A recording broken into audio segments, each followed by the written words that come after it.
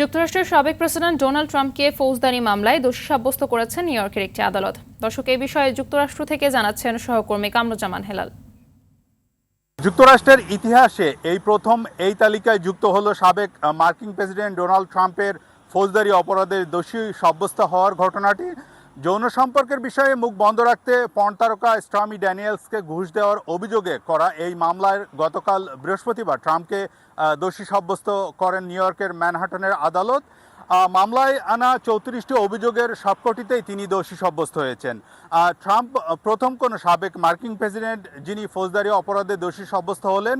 আবার 77 বছর বয়সী ডোনাল্ড ট্রাম্প প্রথম ফৌজদারি অপরাধে দোষী সাব্যস্ত হয়েও দেশটির রিপাবলিকান পার্টির হয়ে প্রেসিডেন্ট প্রার্থী হিসাবে নির্বাচনে লড়তে যাচ্ছেন।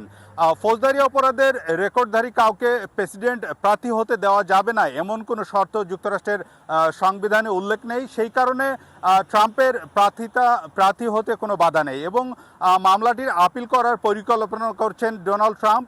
এই মামলায় তার সাজা আগামী 11 জুলাই ঘোষণা করা হবে। সাজা হিসাবে তার কারাদণ্ড হতে পারে, আবার মোটা অঙ্কের জরিমানাও করা যেতে পারে, তেমনটি কিন্তু জানা গেছে।